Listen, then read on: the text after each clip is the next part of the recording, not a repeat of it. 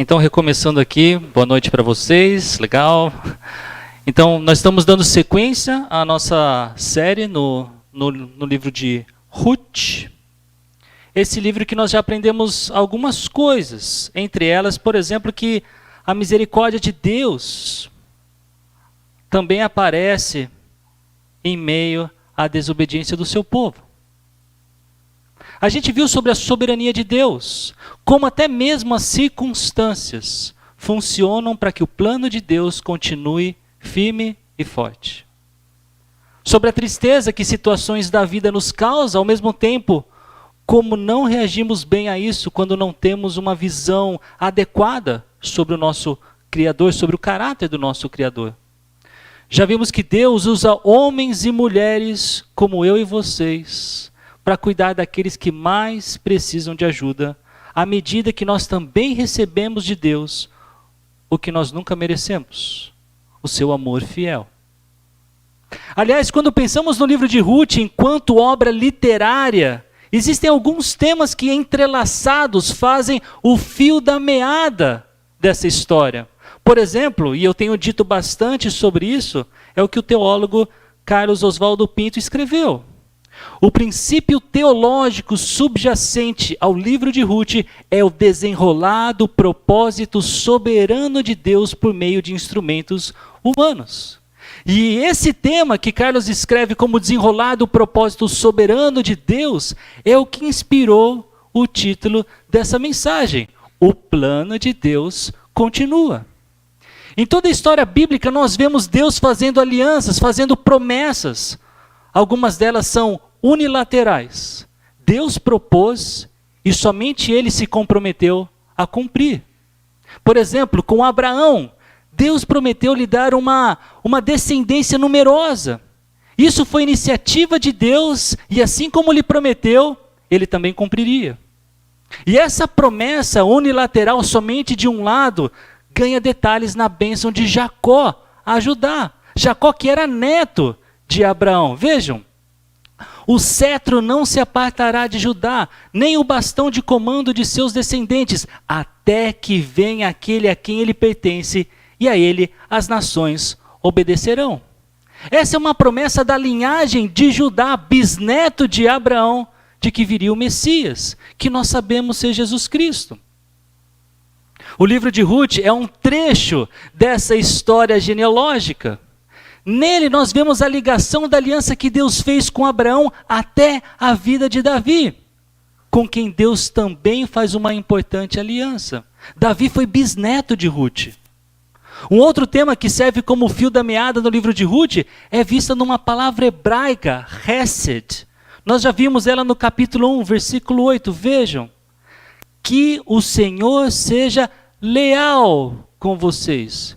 E essa não é uma palavra fácil de se traduzir porque nós não temos um simples paralelo para ela em português. Até por isso, diversas traduções que encontramos nas versões portuguesas são diferentes. Vejam, na NVI nós temos leal, na nova versão transformadora, recompense. Na Nova Almeida, bondoso. Na revista atualizada, que nem está aqui no slide, é benevolência. Hesed, de forma simples, é o amor de Deus com base na aliança que ele faz.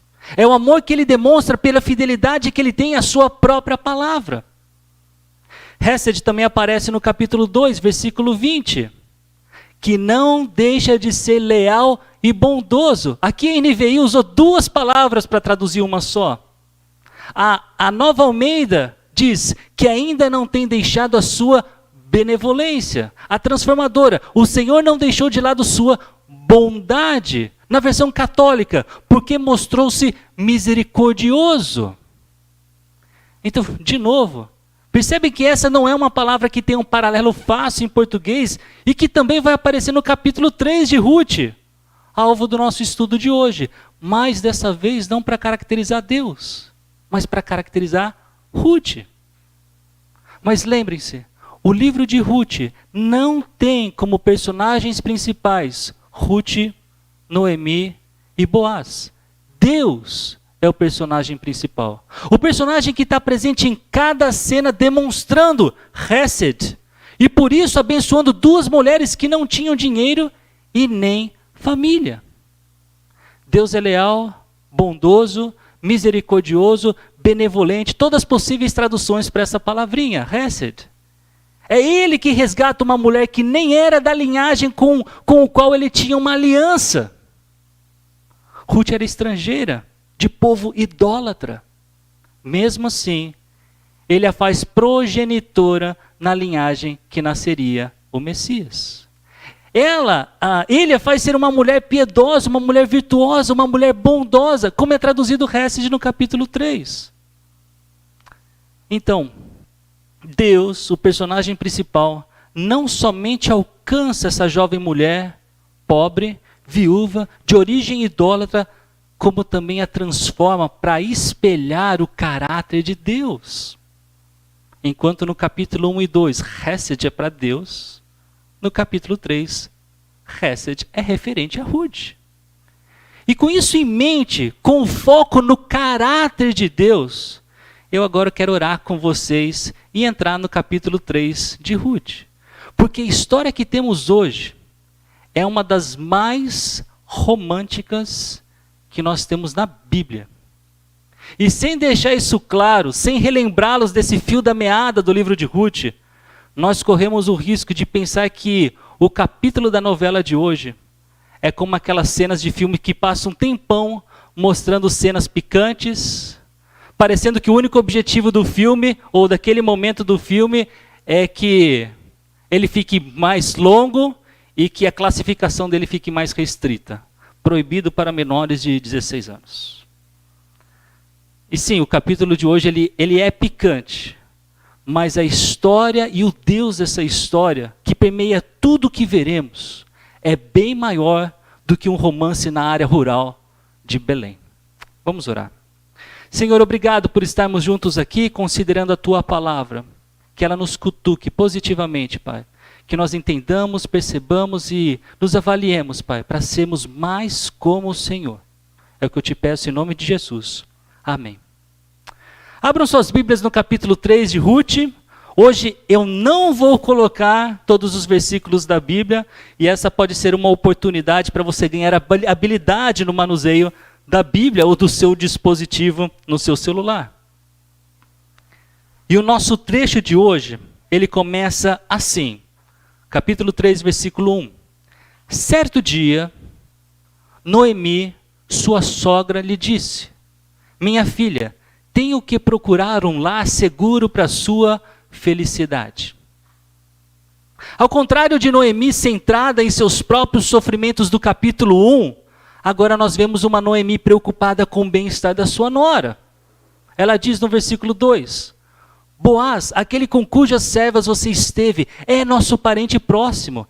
Esta noite ele estará limpando cevada na eira. Nós não sabemos como ela sabia disso, mas ela faz a sua investigação. Ela sabia que Boaz, esse parente próximo do seu falecido marido, estaria limpando cevada na eira. Mas o que exatamente é limpar cevada na eira? A eira, em primeiro lugar, é onde os trabalhadores rurais, eles joeiram. Isso ajudou? É onde eles separam os grãos de cevada. Geralmente eles fazem ou faziam isso de noite, porque a técnica dependia de uma brisa, de um ventinho, para levar a palha e ficar com os grãos que são mais pesados no chão. E geralmente de noite tem mais vento do que de dia. Eu vou colocar aqui um vídeo para vocês para tentar ilustrar essa técnica de como se separa a palha dos grãos. Filmado há 3.000 anos. A palha fica mais distante e os grãos vão caindo mais próximos da pessoa que está joeirando. E geralmente os trabalhadores, eles dormiam na eira até que conseguissem recolher tudo o que colheram, o que separaram. E o plano de Noemi é mais detalhado nos versículos 3 e 4. Vejam. Lave-se, perfume-se, Vista sua melhor roupa e desça para a eira. Mas não deixe que ele perceba você até que tenha comido e bebido. Quando ele for dormir, note bem o lugar em que ele se deitar. Então vá, descubra os pés dele e deite-se. Ele lhe dirá o que fazer. Nesse plano dela, eu identifico 7 passos que ela dá. O primeiro deles, tomar banho. Se você ainda não tem um namorado ou uma namorada, essa dica é imprescindível para você também. Né? Em segundo lugar, ainda que menos importante que a primeira dica, também é bom. Olha aí, João. Perfume. Coloca um perfuminho. Pense ainda mais naqueles dias que não existia desodorante como o que nós temos hoje. Em terceiro lugar, ainda que para muitos de nós seja bom senso, é sempre bom lembrar de colocar uma roupa legal. E sabe o que ainda é mais legal considerar aqui? É que essa dica de Noemi serve para lembrar que na busca pela pessoa com quem queremos ou vamos nos casar, a aparência física e o cuidado físico também são importantes. Eu não tenho dúvidas que o caráter é o mais importante. Mas nós não somos gnósticos, que ignora o físico e só liga para o que é espiritual. A Bíblia algumas vezes fala de coisas e pessoas que são atrativas aos nossos olhos. Você lembra daquela expressão hebraica que eu ensinei para vocês há algumas semanas? Foi isso que eu pensei quando eu vi a Karen. Lá. Eu estou insistindo nessa piadinha, né? Tudo bem, semana que vem não tem mais, tá bom?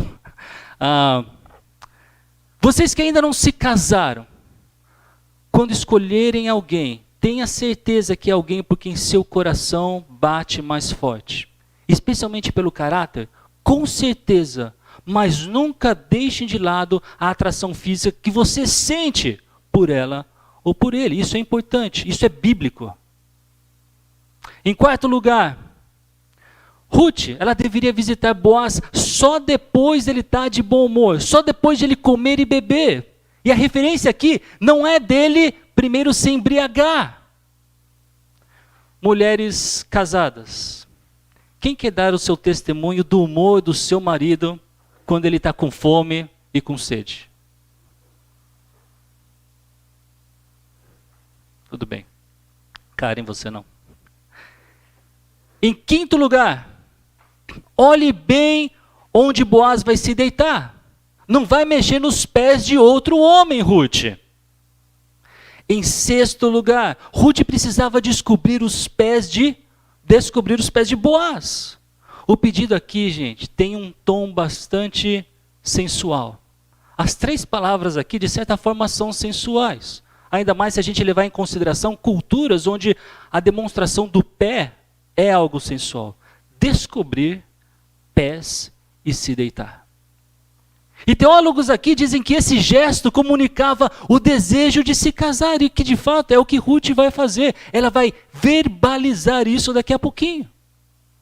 Em sétimo lugar, Ruth deveria ouvir as instruções de Boaz. Ela está mais ou menos dizendo que, mais ou menos assim, Ruth, nesse ponto você precisa confiar em Deus. Até aqui eu lhe dei um bom plano, mas é muito importante que você confie em Deus. E Ruth confia. Respondeu Ruth, farei tudo o que você está me dizendo. Gente, esse não é um plano para que Ruth coabite com Boaz. Pode não ser tão claro nos nossos dias de hoje, mas a Bíblia nunca mudou quanto a como ela chama as mulheres que querem sexo antes de se casarem. Prostitutas. Prestem bem atenção, e na verdade isso também contempla os homens. A Bíblia chama as pessoas que buscam sexo antes de se casarem de prostitutas. Noemi aqui, ela está mentoreando a sua nora em como desenvolver um relacionamento saudável, em como abordar Boaz dentro da cultura israelita, de tal forma que ficará bem claro para Boaz a necessidade dele dar uma resposta, se gostaria ou não de se comprometer e posteriormente se casar com Ruth. Isso me lembra até quando nós estudamos Tito, E nós vimos que as mulheres mais velhas deveriam mentorear as mulheres mais novas. O plano de Noemi é que Ruth abrace a resposta ao pedido de oração que ela fez lá no capítulo 1, versículo 9. O Senhor conceda que cada uma de vocês encontre segurança no lar do outro marido. E o Senhor tem concedido a oportunidade para que Boaz fosse esse outro marido para Ruth. Então, continua o nosso texto, versículo 6. Ela, Ruth, desceu para a eira e fez tudo que a sua sogra lhe tinha recomendado. Quando Boaz terminou de comer e beber, ficou alegre e foi deitar-se perto do monte de grãos. Ruth aproximou-se sem ser notada, descobriu os pés dele e deitou-se. No meio da noite, o homem acordou de repente. Ele se virou e assustou-se ao ver uma mulher deitada a seus pés. Quem é você? Perguntou ele. Sou sua serva, Ruth, disse ela. Estenda sua capa sobre a sua serva, pois o Senhor é resgatador. A primeira questão que me chama a atenção é que Ruth, ela se identifica de uma forma diferente de como ela havia se identificado no capítulo 2, versículo 13. Apesar de em português ser a mesma palavra, tanto lá quanto aqui a palavra é serva no português, no hebraico são palavras diferentes. E alguns teólogos dizem que a palavra que ela usa aqui, nessa conversa com Boaz, tem um status social melhor, ou no qual ela poderia ter um relacionamento conjugal com ele. Ou seja, Ruth já se sente mais confiante de que Boaz pode ser a resposta de Deus para suprir a lacuna que ela e Noemi têm na falta de uma família. E a segunda questão tem a ver com Ruth ter dito a Boaz que ele era o resgatador. O que é isso? O resgatador, ele era um parente próximo e que tinha a responsabilidade de manter a família da qual ele pertencia com seus direitos. Por exemplo, de comprar de volta terras que originalmente pertenciam à família. De comprar de volta alguém que se tornou escravo. Para a gente é um pouco estranho pensar nisso, mas na cultura de Israel, uma pessoa que ia à miséria e não tinha mais nada, ela se oferecia como escravo para outro. Só que alguém da própria família poderia comprá-la de volta e garantir os direitos que ela antes tinha. No caso de Noemi, de comprar as terras que eram de Elimeleque e até mesmo se casar com uma viúva para que ela tenha filhos, como se fosse do primeiro casamento, mantendo o legado do nome do primeiro marido. O resgatador, ele funcionava como um guardião dos interesses da família e Boaz cumpria com esses requisitos. Mas veja como ele responde à ação de Ruth e o que ela lhe disse. No texto bíblico, Boaz lhe respondeu, o Senhor a abençoe, minha filha. Este seu gesto de bondade é ainda maior do que o primeiro, pois você poderia ter ido atrás dos mais jovens, ricos ou pobres. Agora, minha filha, não tenha medo. Farei por você tudo o que me pedir. Todos os meus concidadãos sabem que você é mulher virtuosa.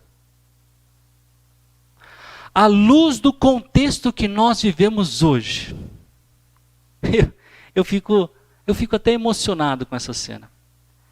Porque essa cena, ela é extremamente romântica, mas com a pureza que a nossa sociedade hoje em dia perdeu ou desconhece. Especialmente, eu acredito, por não conhecer a Cristo ou por não temer a Deus. Qualquer cena romântica semelhante ao que nós estamos vendo aqui, nos dias de hoje, agora, a partir desse momento, continuaria com eles tirando a roupa, se beijando, dando uns amassos, entrando para debaixo do lençol. Aí a cena corta, como de dia agora, eles acordam, ambos pelados. E para piorar, nós já não mais odiamos isso. Não odiamos mais o pecado da fornicação. Aliás, talvez muitos de nós nem saibamos o significado da palavra fornicação.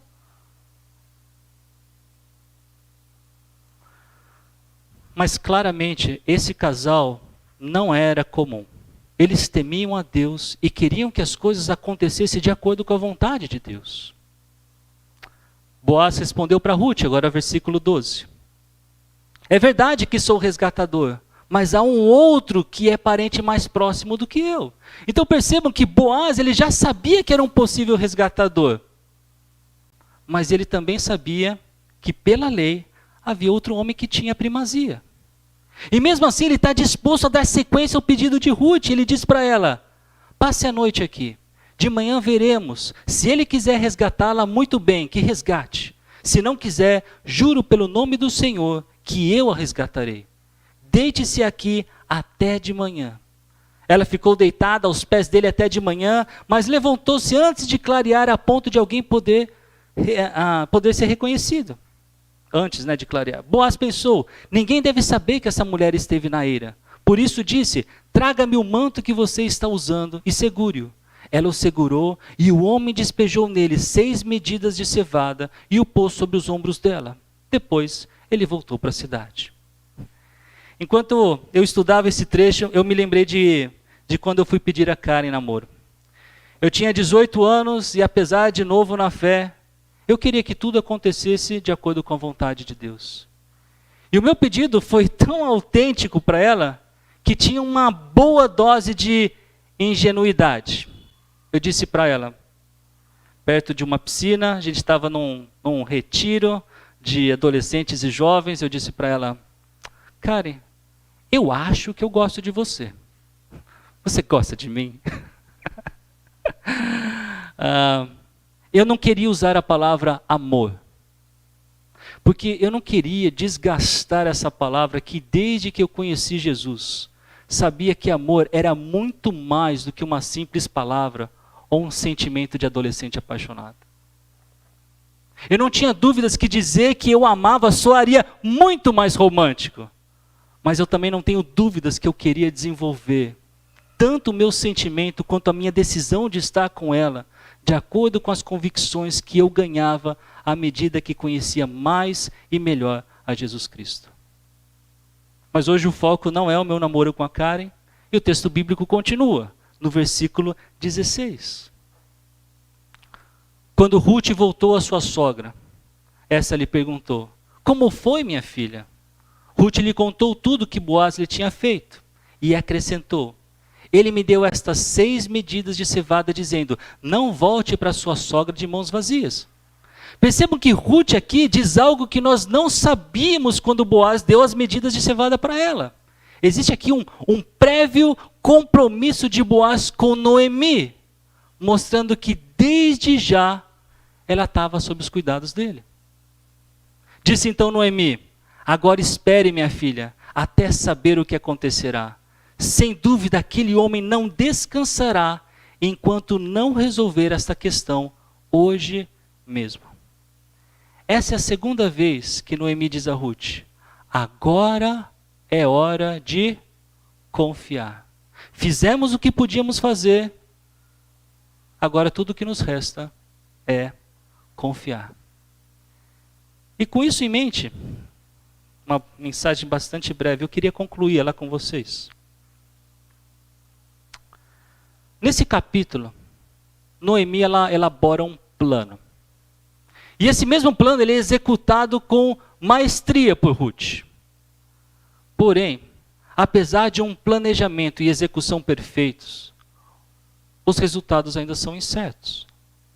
Será que o outro resgatador vai ficar com Ruth? Será que Boaz vai conseguir o que ele também deseja? Afinal de contas, esse é aquele momento da novela que todo mundo está torcendo para que a mocinha fique junto com o mocinho. Isso me faz pensar em vários provérbios do livro de Provérbios, especialmente no capítulo 16. Ao homem pertencem os planos do coração, mas do Senhor vem a resposta da língua.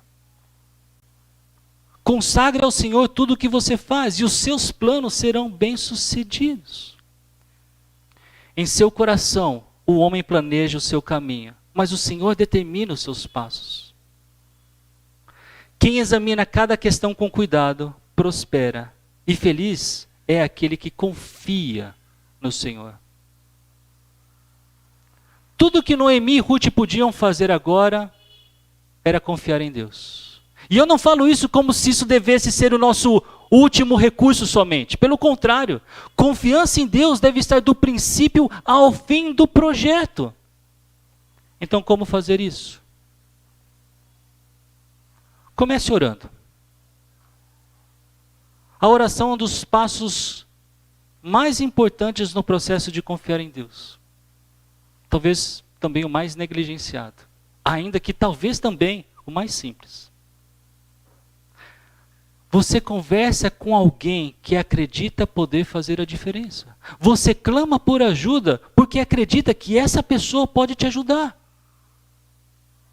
Em segundo, não olhe para o seu próprio entendimento como se você soubesse tudo o que tem para se saber. Como se as suas conclusões fossem infalíveis ou sempre as melhores. Ao invés disso, em terceiro, reconheça a presença de Deus em todas as áreas da sua vida. Reconheça que Ele sim sabe tudo e Ele sim tem todas as respostas. Por isso, em quarto lugar, busque, em primeiro, uma resposta bíblica ao seu problema, à sua dificuldade. Deus endireita veredas e tem todas as respostas que precisamos para andar neste mundo segundo os propósitos que Ele tem para nós. Quanto mais o conhecemos, menos dificuldades teremos de confiar nele. Menos problemas teremos em enxergar que Cristo é de fato o nosso grande e perfeito resgatador. Qualquer um de nós pode se achegar até Ele e humildemente dizer: eu preciso de Ti. Eu preciso de Ti para estender a Tua capa sobre mim. Eu preciso de Sua ajuda. Eu preciso de Sua proteção. Eu preciso de salvação. Qualquer um de nós não precisamos de mediadores. Pode se aproximar de Jesus em oração e pedir a redenção que a nossa alma tanto deseja. Nós podemos pedir pela provisão que somente Ele é capaz de nos dar. Jesus foi o único que viveu uma vida perfeita, sem pecado. Morreu na cruz do Calvário porque se colocou voluntariamente lá, pelo seu tão grande amor por nós. Uma cruz que não conseguia mantê-lo pendurado para sempre. Ao terceiro dia, Ele ressuscitou e provou que a vida eterna realmente está disponível aos que creem em seu nome. Eu e você podemos planejar. Podemos fabricar excelentes estratégias. Podemos executar os nossos planos com perfeição e ainda assim não alcançar os resultados que gostaríamos. Por quê? Porque isso depende do nosso Deus. Um Deus cujo caráter tem hesed, um amor fiel. Isso aqui parece que vai soar como um clichê evangélico, mas eu creio nisso. Você está precisando de um emprego? Planeje. E depois execute o seu planejamento. E por fim, confie no Senhor. Você está precisando sair das dívidas? Planeje com a inteligência que você tem para fazer isso. Depois execute o seu plano. Em terceiro, confie no Senhor. Está querendo ajudar um membro da família que está com um problema? Planeje. Depois execute o que você planejou. E então, confie no Senhor. Esse cara está passando sem planejamento algum. Você está com a família despedaçada? Planeje. E execute o seu plano. E então, confie no Senhor. Confie no Senhor. Aquele que é capaz de fazer infinitamente mais do que tudo que pedimos ou pensamos, de acordo com o seu poder que atua em nós, a Ele seja glória na igreja e em Cristo Jesus, por todas as gerações, para todos sempre. Amém. Você confia nele? Você confia nesse Deus? que é capaz de fazer infinitamente mais do que tudo o que pedimos? Senhor, eu te agradeço. Eu te agradeço por considerarmos, Pai, essa questão de confiança no Senhor. Mas não uma confiança passiva, Pai, que nos faz deitar no sofá ou na cama e esperar que as coisas aconteçam. Não, Senhor. Uma confiança que acontece depois de fazermos aquilo que podemos fazer com as nossas mãos. Que nós planejemos, que nós executemos, mas também confiemos no Senhor, que sabe o que é melhor e que tem uma proposta de nos abençoar de forma ainda maior do que aquela que pedimos ao Senhor. Pai, obrigado. Obrigado por ser tão generoso. Obrigado por ser tão amoroso, bondoso, misericordioso, benevolente. Eu te peço, Pai, para que cada um daqui, com certeza, passando por situações que encontram problemas, que nós planejemos, que nós executemos esses planos, Senhor, e do começo ao fim, tenhamos confiança de que o Senhor está presente e quer nos dar aquilo que nós nunca merecíamos, mas o Senhor quer nos dar o que está de acordo com o teu propósito. E para isso, Pai, nada vai satisfazer mais as nossas almas. Eu te louvo e agradeço. E em nome de Jesus que eu oro. Amém.